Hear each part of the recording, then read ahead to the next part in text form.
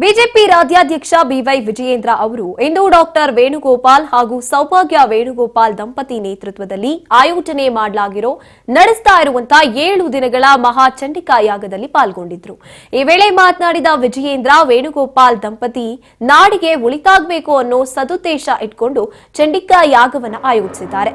ರಾಜ್ಯದ ಮೂಲೆ ಮೂಲೆಯಿಂದ ಜನ ಈ ಚಂಡಿಕಾ ಮಹಾಯಾಗಕ್ಕೆ ಬಂದು ಸಾಕ್ಷಿಯಾಗಿದ್ದಾರೆ. ಹಿರಿಯರಾದ ವೇಣುಗೋಪಾಲ್ ಅವರಿಗೆ ನಮ್ಮ ತಂದೆ ಯಡಿಯೂರಪ್ಪ ಅವರ ಮೇಲೆ ಅಪಾರ ಗೌರವ ಇದೆ. ಅವರು ತೋರಿಸಿದಂತಹ ಪ್ರೀತಿಗೆ ನಾನು ಋಣಿಯಾಗಿದ್ದೀನಿ ಅಂತ ಹೇಳಿದ್ದಾರೆ. ಇದೇ ವೇಳೆ ರಾಜಕೀಯ ವಿಚಾರಗಳ ಬಗ್ಗೆ ಕೂಡ ಮಾತನಾಡಿದ ವಿಜಯೇಂದ್ರ, ಮಹಿಳಾ ಮೀಸಲಾತಿಯಿಂದ ಭಾರತದಲ್ಲಿ ಇನ್ನಷ್ಟು ವಿಕಸನವಾಗುತ್ತೆ. ಪ್ರಧಾನಿ ನರೇಂದ್ರ ಮೋದಿ ಅವರು ಒಳ್ಳೆ ಪ್ರಯೋಜನವನ್ನ ರೂಪಿಸಿದ್ದಾರೆ. ಕಾಂಗ್ರೆಸ್ ಸದಾ ಹೇಳಿಕೆಗಳನ್ನ ನೀಡುತ್ತೆ, ಆದ್ರೆ ನರೇಂದ್ರ ಮೋದಿ ಅವರು ಹೇಳಿದಂತೆ ಯೋಜನೆಗಳನ್ನ ಅನುಷ್ಠಾನಕ್ಕೆ ತಂದಿದ್ದಾರೆ ಅಂತ ತಿಳಿಸಿದ್ದಾರೆ. ಸಾಧನೆ ಮಾಡಿರುವಂತಹ ಡಾಕ್ಟರ್ ವೇಣುಗೋಪಾಲ್ ಮತ್ತು ಸೌಭಾಗ್ಯ ವೇಣುಗೋಪಾಲ್ ಅವರ ದಂಪತಿಗಳ ನೇತೃತ್ವದಲ್ಲಿ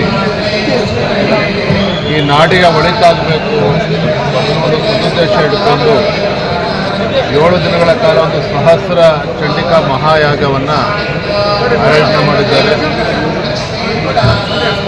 ಇದರಲ್ಲಿ ಒಳ್ಳೆಯ ಉದ್ದೇಶ ಇಟ್ಕೊಂಡು ಇಡೀ ನಾಡಿಗೆ ಒಳಿತಾಗಬೇಕು ಅನ್ನೋ ಸದುದ್ದೇಶದಲ್ಲಿರುವಂಥದ್ದು. ರಾಜ್ಯದ ಮೂಲೆ ಮೂಲೆಗಳಿಂದ ಒಂದು ಚಂಡಿಕಾ ಮಹಾಯಾಗಕ್ಕೆ ಬರ್ತಾ ಇದ್ದಾರೆ. ನನಗೂ ಕೂಡ ತುಂಬ ಸಂತೋಷ ಆಗಿದೆ. ಇವತ್ತು ವೇಣುಗೋಪಾಲ್ ದೇವರು ಅವರೇ ಸ್ವತಃ ಬಂದು ಇಲ್ಲ ಬರಲೇಬೇಕು ಅಂತೇಳಿ ಅಪೇಕ್ಷೆ ವ್ಯಕ್ತಪಡಿಸುವಂಥ ಸಂದರ್ಭದಲ್ಲಿ ನಾನು ಕೂಡ ಬಂದಿದ್ದೇನೆ. ಹಿರಿಯರಾಗಿರ್ತಕ್ಕಂಥ ವೇಣುಗೋಪಾಲ್ ಅವರು ತೋರಿಸಿರ್ತಕ್ಕಂಥ ಪ್ರೀತಿ ವಿಶ್ವಾಸಕ್ಕೆ ನಾನು ಋಣಿಯಾಗಿದ್ದೇನೆ.